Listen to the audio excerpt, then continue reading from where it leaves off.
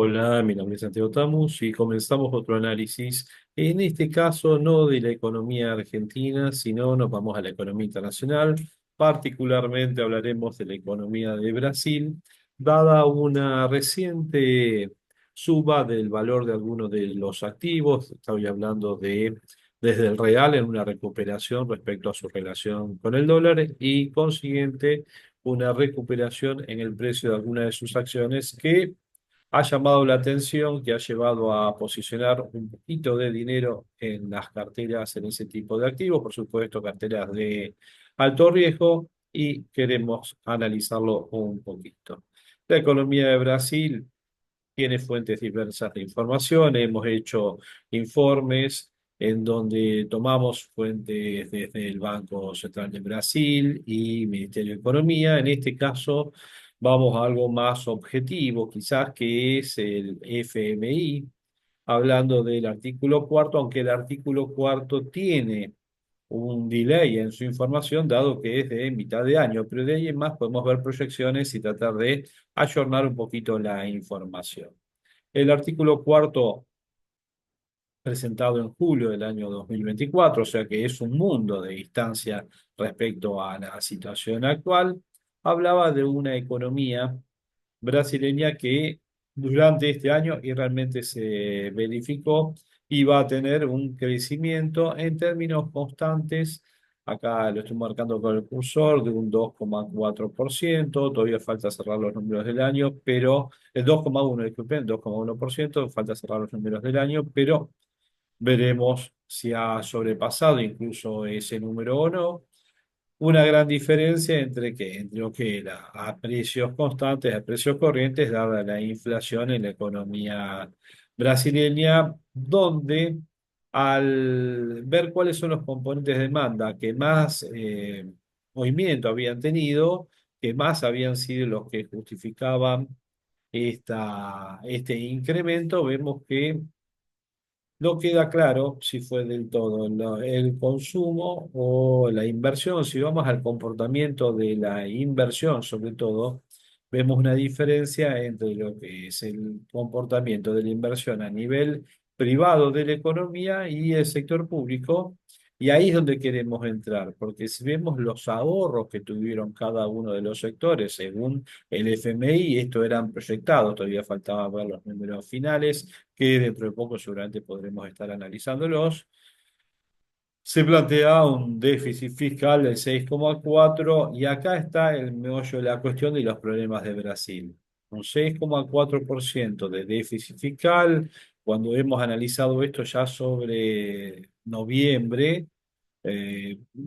hablábamos de un déficit fiscal que incluso era mayor a este, mayor al 7%, en una economía que va encima de los 2 billones de dólares. Estamos hablando de financiar 140.000 millones de dólares en ese caso, y al mismo tiempo estamos considerando una deuda que no es tan importante quizás sobre el PBI, pero sí que genera eh, pagos hacia adelante, que sean en reales o en dólares, incrementaban en forma interesante los costos para el Estado en el año siguiente. En este caso estaríamos hablando para el año 2025. Sin embargo, el FMI plantea una disminución del déficit fiscal, pero igual a una meta del año 2029 de un 4% del PBI.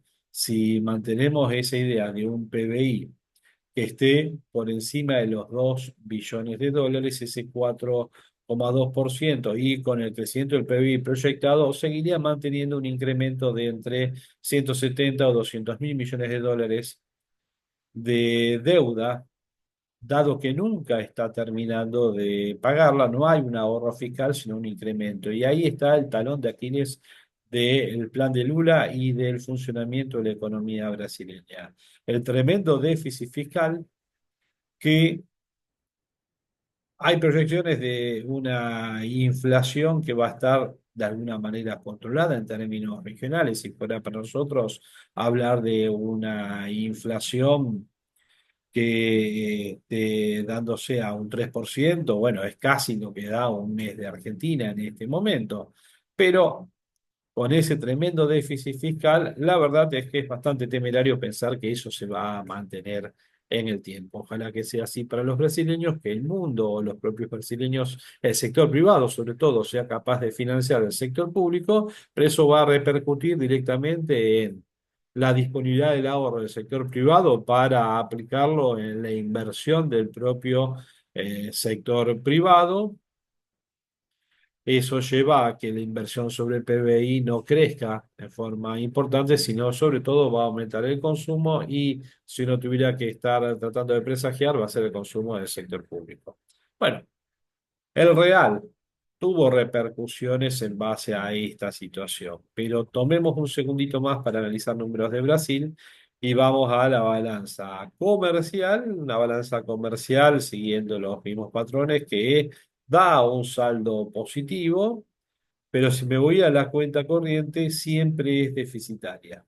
¿Mm? Entonces, con una cuenta corriente deficitaria y un déficit fiscal, estamos en un curso de macroeconomía uno, introducción a la economía, diríamos, ¿qué le pasa a Mozambique si tiene déficit fiscal combinado con déficit de cuenta corriente? Y bueno, se cae su moneda. Bueno, lo mismo podemos decir para Brasil, para Argentina o para Estados Unidos. Lo lógico es que se debilite su moneda, ya que podríamos pensar que si esto es lo que va a estar manteniendo en términos macroeconómicos la economía brasileña como números para proyectar, difícilmente alguien se va a posicionar en reales pensando en el largo plazo, lo cual tiene que implicar un incremento en la tasa de interés dentro de Brasil para generar algún tipo de atractivo, seguir posicionados en reales. ¿Sí? Mientras que ingresen capitales, que es lo que se proyecta, tal que financien la cuenta corriente. Bueno, se puede mantener en infinito esto, pero significa continuamente un incremento de deuda del sector público y seguramente también del sector privado.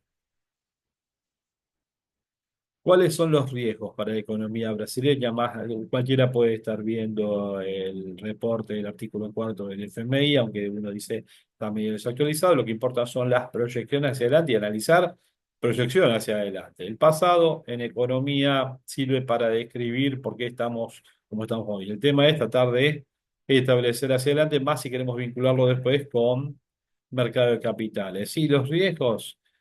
Si me voy acá, porque acá habla ya de problemas en Río Grande, después incluso se materializaron en problemas sobre el final de año, inundaciones bastante importantes en estados del sur de Brasil, una inestabilidad financiera a nivel internacional, una volatilidad en el precio de las commodities. Acá abajo, acá dice justamente el frente externo, la política monetaria internacional. Vamos a ver cómo se mantiene. Ahora se está hablando de una sola baja de las tasas de interés de la Reserva Federal durante el año. Todo se debe también el efecto Trump, que golpeó bastante a Brasil, sobre todo por un Brasil aliado de China.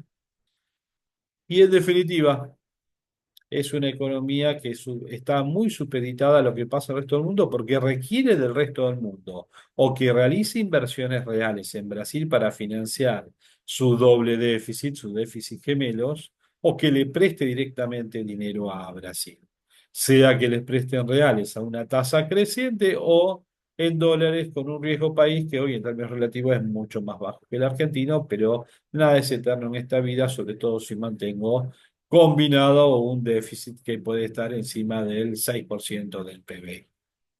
¿Qué pasó con el real frente a todas estas situaciones? Vemos que el real, que durante todo, acá es un gráfico largo, estamos viendo el real desde el año 2020, que es interesante para verlo, hasta el día de ayer. Estamos hablando del 13 de febrero a las 22 horas. En definitiva, estamos viendo que el real durante los últimos meses de el año 2024 tuvo una gran suba de 5,40 hasta 6,20 y desde inicio del año 2025 bajó de 6,20 a haberse posicionado el día de ayer a 5,76. Estamos al inicio del día 14 de febrero. Llegó a un precio muy particular que ha sido otras veces techo, por eso no lo estaba siguiendo a este número y veremos si es que rebota en este piso, techo del pasado. El gráfico lo muestra bastante bien si hablaríamos en términos técnicos. Acá puede haber un rebote y ver si perfora esto. Si lo perfora, puede volver otra vez a 5,40, pero por eso tiene que haber cambios en política económica de el propio Brasil, más allá de estar supeditado a lo que pase en el resto del mundo, sobre todo con la tasa de interés norteamericana. Ahora, hay un factor fundamental que apareció en estos días y la posibilidad de paz en dos de todas las guerras que hay en el mundo. Yemen tiene sigue con sus problemas, Congo con sus problemas, pero hay dos conflictos bélicos quizás más occidentalizados, que es el de Ucrania, OTAN y Estados Unidos enfrentados a Rusia, y por detrás Corea del Norte, China e Irán, que lo apoyan con armamento, Corea directamente con personal militar, y el otro es el de Israel con palestinos, pero que es una respuesta al ataque cobarde que se realizó en el pasado invadiendo Israel y realizando la masacre de población civil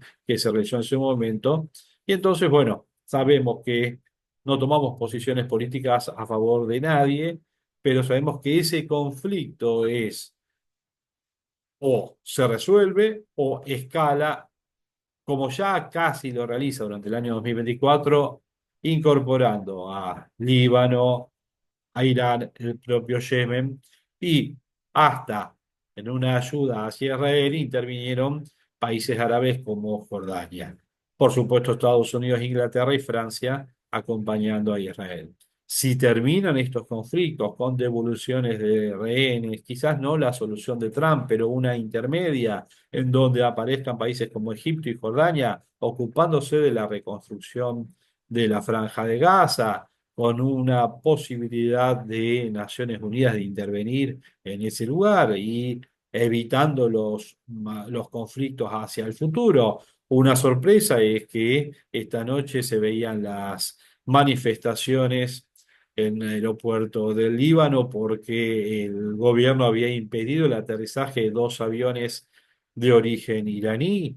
Entonces, vemos que en Beirut puede haber una posibilidad de, no digo occidentalización, pero de un gobierno que intente evitar otra vez el conflicto o agrandar el conflicto entre Hezbollah e Israel, y toda esa pacificación beneficia a la economía mundial.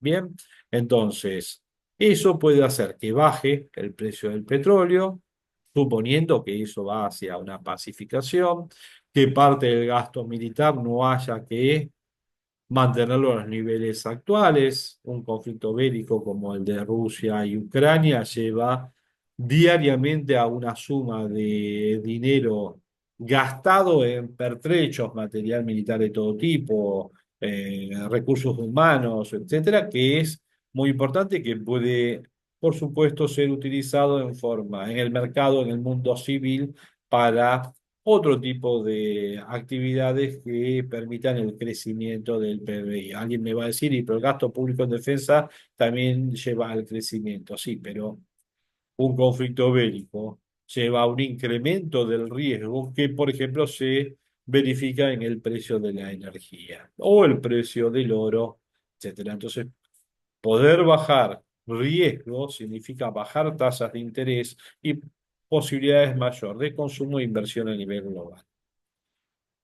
Vemos ahora a Brasil ya más vinculado con los mercados, que es la orientación que tiene este video, después de hacer un pequeño pantallazo de la macro brasileña, de cómo lo puede golpear el resto del mundo a Brasil.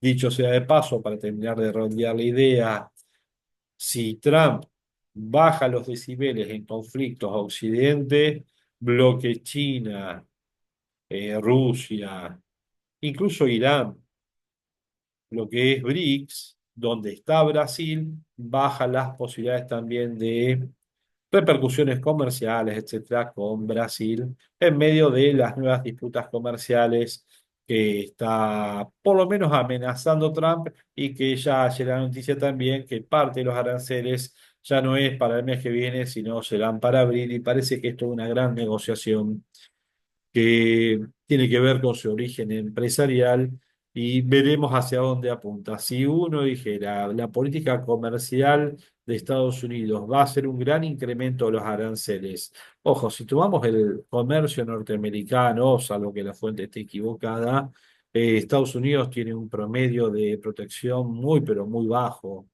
Y el incremento de aranceles tiene que ver con que es el país más importador del mundo, con 4 billones de dólares y un déficit de cuenta corriente que supera el PBI de Argentina.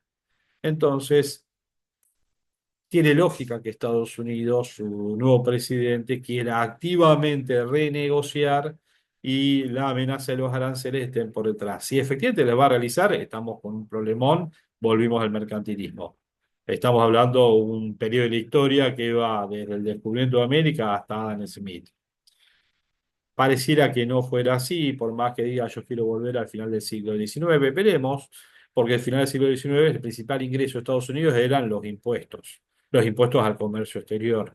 Sobreentendemos que con economías integradas, en donde parte de la producción norteamericana está desplazada a terceras economías porque es más barato, por más que diga hagamos América grande de nuevo, no esté pensando activamente en volver a producir acero dentro de Estados Unidos. Sí abaratarlo. No quiere quedarse con el canal de Panamá, sino bajar el costo del desplazamiento de las flotas norteamericanas, sea la militar o la comercial, por ahí, aunque no tenga flota realmente, los transportes que llevan a Estados Unidos. Y así podremos ir agregando. Bueno, veamos el Bovespa. ¿Qué pasó? Habíamos dicho, el real se cae. Y simultáneamente, ¿qué pasó con las acciones brasileñas? Representados por el índice de la Bolsa de San Pablo. Bueno, el Bovespa, podemos verlo gráficamente, ha tenido una caída que acompañó a la evolución del real desde septiembre en adelante. O sea, se cae el real y simultáneamente hay una caída del Bovespa. Tiene que ver hasta incluso con las posibilidades de que sea presidente Trump y las malas relaciones con el BRICS. Entonces, este derrotero de caída fue durante, podríamos decir, seguro el 2024, llegó a un mínimo en inicio del 2025, donde llega al máximo el valor del real, el mejor dicho, del dólar dentro de la economía brasileña, o sea, el real que se va a 6,20. Acá tenemos este piso y de ahí más empieza esta recuperación. Uno diría, ¿hasta dónde no le prestamos atención a esta recuperación? Y hasta que llegó al límite superior del canal descendente. Y acá lo quebró. Acá es donde viene la gran duda. ¿Será que se sobrepasó este canal y volverá otra vez a bajar para golpear el límite inferior? ¿Ya será directamente un canal alcista? Bueno, el canal alcista se ve quizás poquitos esta línea verde que está acá, casi de unos 60, 70 grados, pero después también la abandonó. Entonces acá estamos en esta disyuntiva, en una compresión. No está formando una cuña, que es una figura típica para después tener un cierto movimiento, pero está teniendo una compresión en el mercado, definiendo si va hacia arriba o hacia abajo, y es lo que uno tiene que tratar de establecer, porque describir qué pasó, cualquiera puede entrar en Google, en TradingView, donde sea, obtener la información y decir, ah, sí, pasó todo esto con el real. Bueno, ¿y qué va a pasar hacia adelante? Y ahí tenemos que confiar en los fundamentos de la economía brasileña, que por el momento no son los mejores. Que haya una pacificación del mundo puede ser muy bueno, pero que haya un déficit fiscal que va a bajar en los próximos 5 años del 6% al 4% es mala noticia. Que vayan a estar manteniendo un déficit de cuenta corriente financiado con dinero del resto del mundo, si no baja la tasa de interés, tampoco es buena noticia. Y si vamos a las principales empresas, para tomar un ejemplo, acá tengo el Bovespa a un año gráfico que lo compara con la evolución de el Merval argentino. Ha sido mucho más negocio invertir en Argentina que en Brasil. También está bueno para poder ver qué pasó con el Merval argentino durante el año 2025, que fue una caída en términos porcentuales superior al 20%. Esto es lo que estamos sufriendo en el mercado argentino, en un canal descendente. Todavía ni siquiera ha quebrado, como sí lo hizo el Bovespa, ese canal descendente. Si agregamos otros mercados, o como por ejemplo el Dow Jones o el mercado mexicano, vemos que han superado el Dow Jones al mercado el brasileño y como el mexicano, los dos están siendo afectados, tanto México como Brasil, por los cambios que se han dado a nivel internacional. ¿Cómo puedo invertir en Brasil? O sea, me interesa la economía brasileña. Quiero invertir en Brasil y recientemente se han abierto más posibilidades de invertir en Brasil desde CDRs de que sean los CDRs son títulos valores que permiten invertir como si fuera en acciones, pero en Argentina, aunque estas acciones sean emitidas en el mercado internacional. El CDR es certificado de depósito argentino, ¿sí? O sea que este certificado representa a ese activo que realmente ha sido comprado en el exterior, se lo ha depositado y se ha emitido este certificado representativo.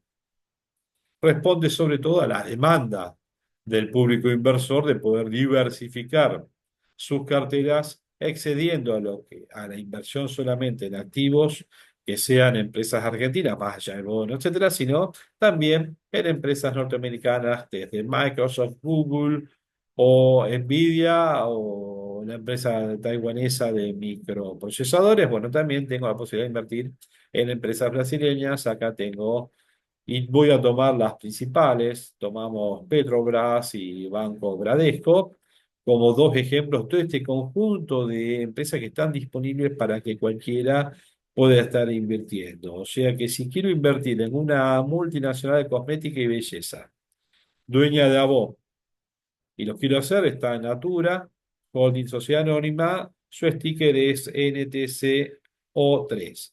Todo lo que tiene 3 o mucho lo que tiene 3 son empresas brasileñas. Digo mucho porque, por ejemplo, el banco BTG tiene un 1 al final. Pero el resto, si miran la pantalla, van a ver que Petrobras es PETR3. El Bradesco BBDC3. Es complicado en el sentido de acordarse los nombres, pero bueno, la verdad es que uno pone cualquier buscador de una LIC 3 y aparecen desde bonos que tienen el 3 en adelante. Si lo pongo en los CDRs, lo que aparece es directamente este conjunto de empresas brasileñas. ¿Sí? Entonces tengo una posibilidad de hasta armar una cartera diversificada en empresas brasileñas. Tengo petróleo, tengo hierro, níquel en lo que es la empresa Vale, Bradesco principal banco de Brasil, junto con el Itaú, y después tengo empresas alimenticias como JBS, Suzano, que está en el papel y celulosa, o sea, sería una celulosa nuestra, y así puedo seguir avanzando hasta empresas de bebidas con Ambev, y bueno, y así podemos seguir avanzando. Vamos a Petrobras en particular. Información de jueves a la noche, estoy grabando este video viernes de mañana.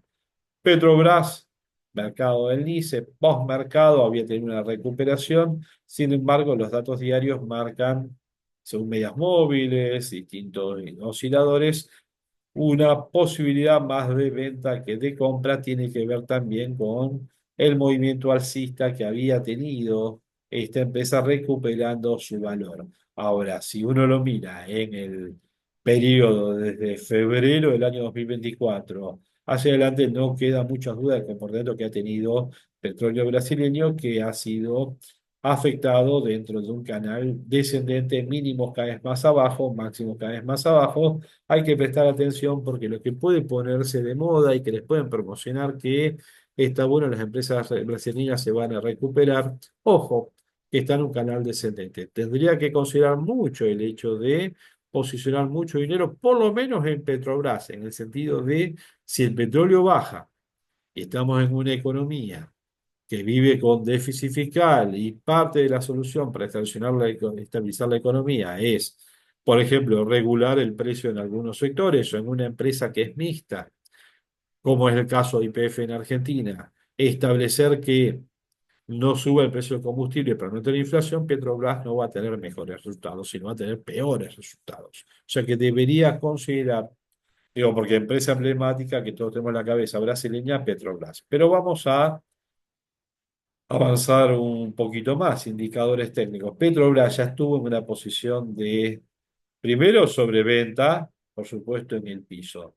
Si vamos a este indicador que es la RSI estocástico, ya estuvo en una posición de sobreventa donde convenía comprarlo. Se acercó mucho a una de sobrecompra y ahí tuvo un rebote. En todo caso, si tengo ganas de introducir en mi cartera Petrobras, esperaría que esté más bajo el valor del RSI y que esté más bajo dentro de este canal, porque uno puede comprar en una baja un activo en el menor precio y después venderlo antes que llegue al máximo y en medio de la baja puede tener una ganancia. Por supuesto, esto es para pacientes. Hay gente, y se sorprende uno al contactarse con ellos, que en medio de la baja venden y después se entusiasman de comprar cuando suben las cosas. Bueno, si sos de los que venden en la baja, en vez de comprar más, y cuando pensás que recuperaste algo, lo vendés o decís, no, esto no va.